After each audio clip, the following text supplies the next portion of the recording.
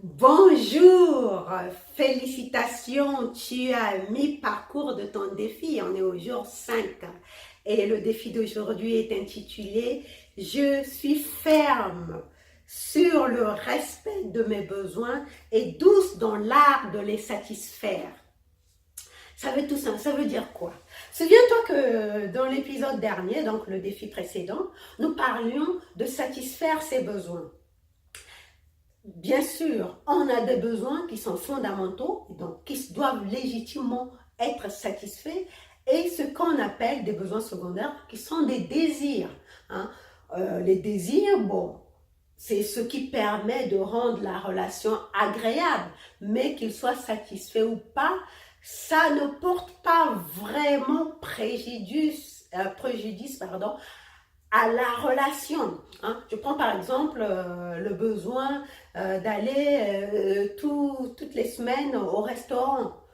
Une semaine dans le mois, vous pouvez ne pas aller au restaurant et vous concocter un bon plat à la maison. Et puis, voilà.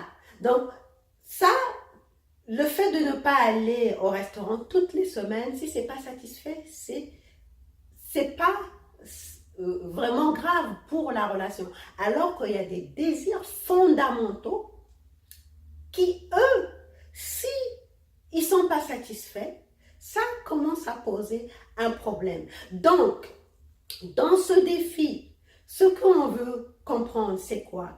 C'est qu'on doit savoir quels sont nos besoins qui doivent impérativement être satisfaits. Parce que très souvent, qu'est-ce qui se passe? Ce qui se passe, c'est que pour maintenir la relation, nous allons sacrifier nos besoins parce qu'on ne veut pas rompre, parce qu'on veut à tout prix, pour certaines, elles veulent à tout prix entrer dans une relation alors qu'elles voient bien qu'en rentrant dans cette relation, il y a des besoins qui ne sont pas satisfaits. Et qu'est-ce qu'elles font? Elles vont consentir des sacrifices. Et je parle de elles, mais ça peut être aussi les hommes. Ils vont consentir des sacrifices quand ils rentrent en relation pour pouvoir faire vivre la relation. Et en cours de route, on va se mettre à entretenir des frustrations parce qu'on voit bien que nos besoins ne sont pas satisfaits. Donc, on entretient des frustrations et au bout du compte, pour se les reprocher l'un à l'autre et finalement finir par rompre. Donc, tu vois bien que ce qu'on évite au départ nous poursuit parce que ça fait partie de nos besoins fondamentaux. Je parle par exemple du désir sexuel, hein, parce que c'est un des besoins fondamentaux dans le couple qui doit être satisfait. Quand on est en relation, on a besoin de communier non seulement par l'esprit, mais aussi par le corps. Et si ce besoin n'est pas satisfait, par exemple, souvent ça va être la femme qui n'est pas très portée sur le sexe, qui n'aura pas souvent besoin de désir sexuel. Le mari, il va se retenir parce qu'il aime sa femme, il va se retenir. Mais au bout du compte, qu'est-ce qui va se passer?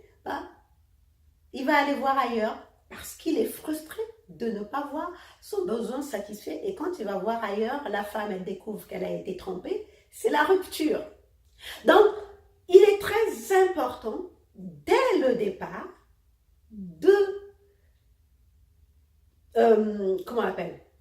faire très attention, de s'assurer, voilà, c'est le terme que j'ai cherché, de s'assurer que dans cette relation, notre besoin ou nos besoins sont satisfaits. Donc, ton défi d'aujourd'hui, il va être assez simple, c'est de prendre deux feuilles de papier et un crayon. Et dans la première feuille, ou bien si tu veux, tu prends une seule feuille et tu traces deux colonnes. Donc, il s'agit aujourd'hui de distinguer les besoins des désirs. Les besoins, ce sont ceux qui vraiment doivent être satisfaits pour que la relation fonctionne.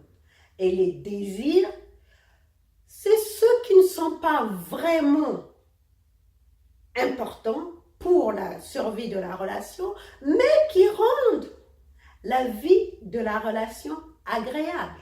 Hein? Je vais prendre un exemple. Par exemple, nous les femmes, on a le désir souvent que notre homme nous offre des fleurs. Mais il peut arriver qu'il oublie de nous offrir les fleurs. Est-ce que c'est pour cela qu'on va rompre la relation? Non, il suffit juste de lui rappeler, chérie, j'aime bien que tu m'offres des fleurs. Mais si parfois il oublie, c'est pas grave, mais qu'il se souvienne que vous aimez bien qu'il vous offre des fleurs. Donc c'est un désir de se voir offrir des fleurs, mais c'est pas nécessaire à la survie de la relation. Quoique, dans certains cas, pour des femmes très romantiques comme moi, ça peut commencer à créer un problème. Mais on peut considérer que c'est juste un désir. Ce n'est pas un besoin fondamental. Hein? Le besoin fondamental, ça va être par exemple le respect mutuel qu'on se doit dans une relation. Hein? Par exemple, le besoin d'écoute, le besoin d'être apprécié à sa juste valeur, le besoin d'échange mutuel, parce que dans certains couples, on ne communique pas. Donc, c'est un besoin fondamental dans la relation. Par exemple, je prends encore mon exemple. Moi, j'ai besoin de communiquer, d'échanger. Pour moi, c'est un besoin fondamental qui doit être satisfait dans la relation.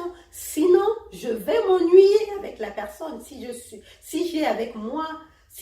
suis en relation avec quelqu'un qui ne communique pas, je vais m'ennuyer, donc la relation va finir par se terminer. Donc pour moi, la communication est un besoin fondamental. Donc toi, dans ta feuille de papier, donc si tu ne veux pas prendre deux feuilles de papier, tu peux prendre juste une seule feuille de papier, tu traces une colonne, besoins fondamentaux et désirs.